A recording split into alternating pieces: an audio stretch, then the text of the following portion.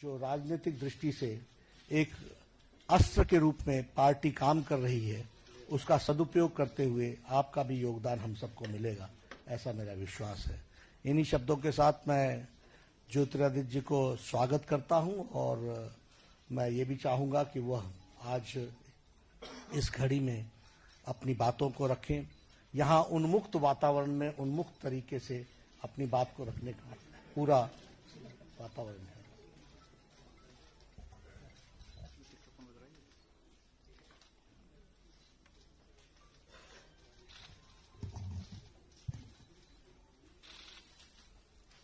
मंच पे आसीन मेरे साथ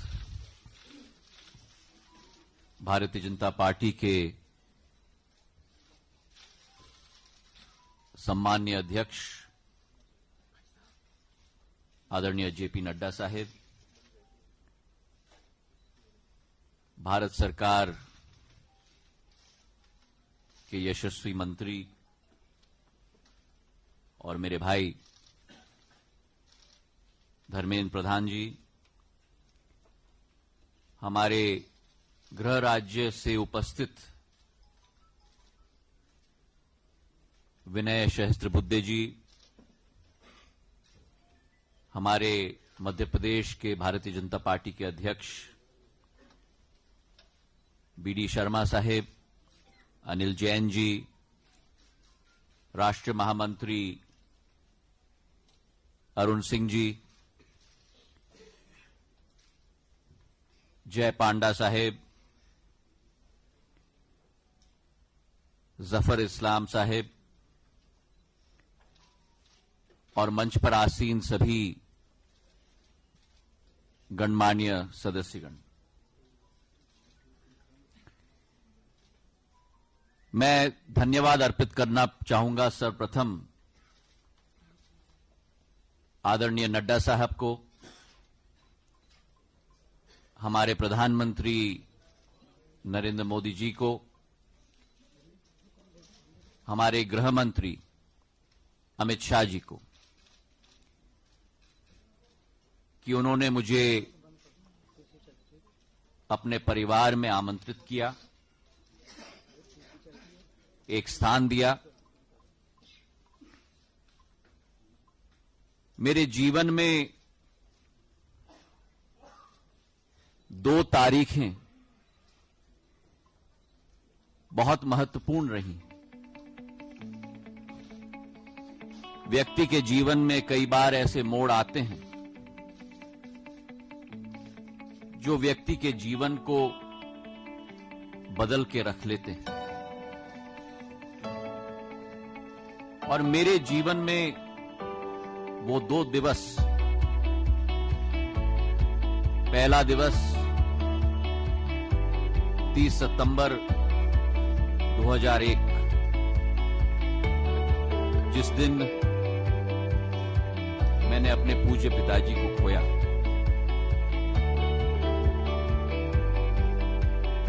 एक जीवन बदलने का दिवस था मेरे लिए, और उसी के साथ दूसरी तारीख 10 मार्च 2020, जो उनकी 75वीं वर्षगांठ थी, जहां जीवन में एक नई परिकल्पना, एक नया मोड़ का सामना करके एक निर्णय मैंने लिया है। मैंने सदैव माना है जिंदगी में कि हमारा लक्ष्य इस भारत मां में जनसेवा होना चाहिए, और राजनीति केवल उस लक्ष्य की पूर्ति करने का एक माध्यम होना चाहिए, उससे ज्यादा।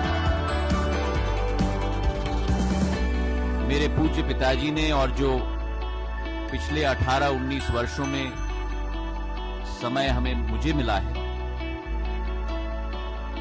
प्राणपण के साथ और पूरी श्रद्धा के साथ प्रदेश की और देश की सेवा करने की कोशिश की।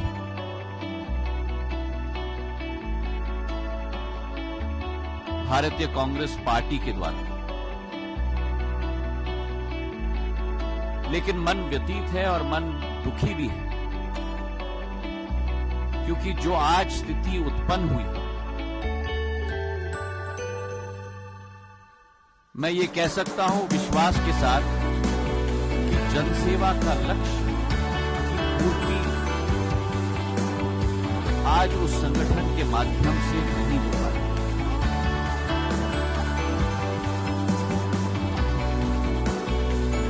और इसके अतिरिक्त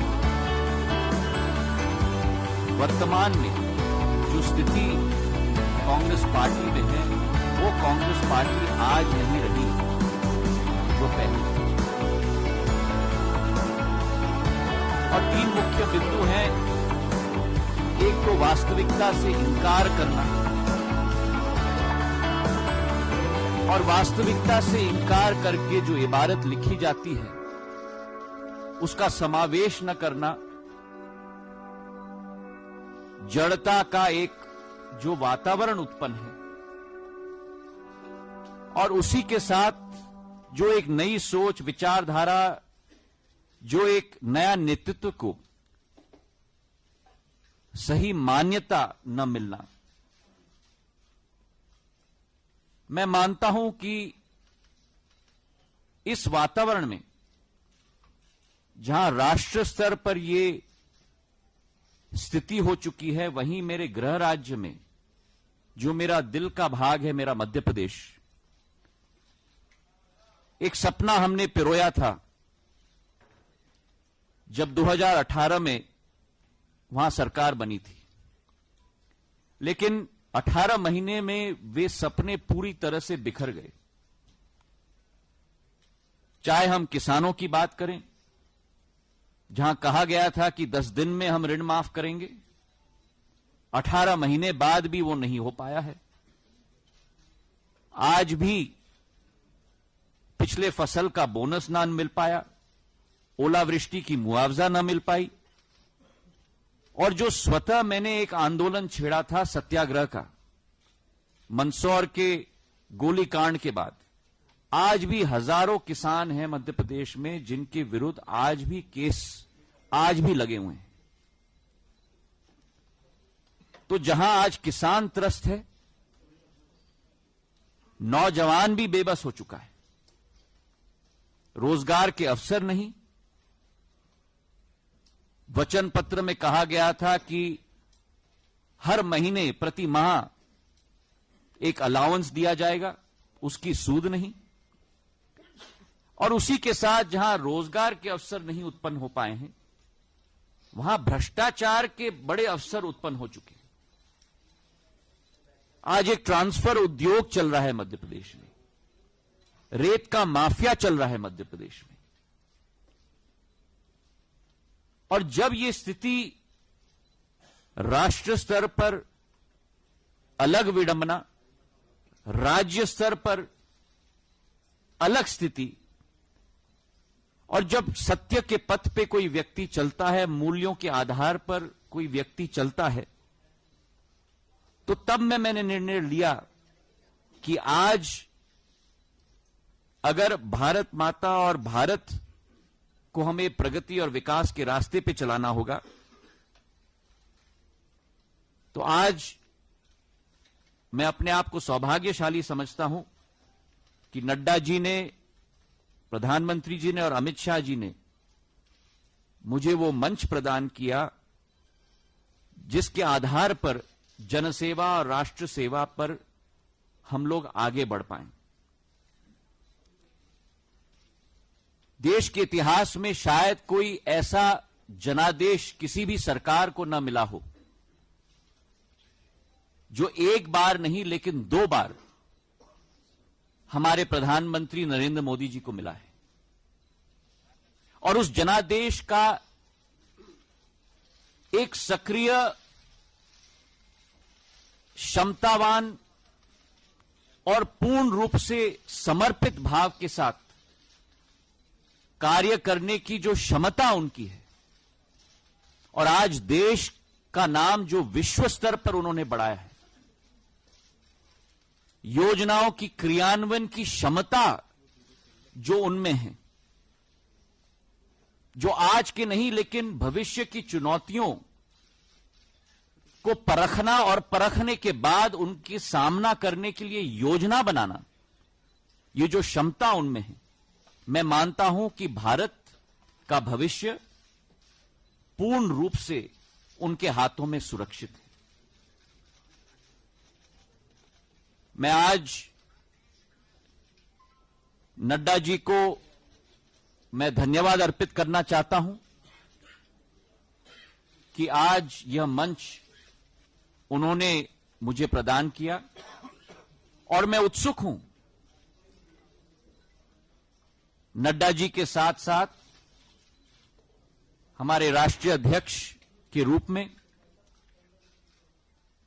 हमारे प्रधानमंत्री जी नरेंद्र मोदी जी के दिखाए हुए रास्ते पर, हमारे गृह मंत्री अमित शाह जी पूर्व अध्यक्ष के दिखाए हुए रास्ते पर और हजारों सैकड़ों करोड़ों भारतीय जनता पार्टी के कार्यकर्ताओं के साथ मिलकर जनसेवा और देश के विकास में योगदान का अवसर मुझे मिलेगा।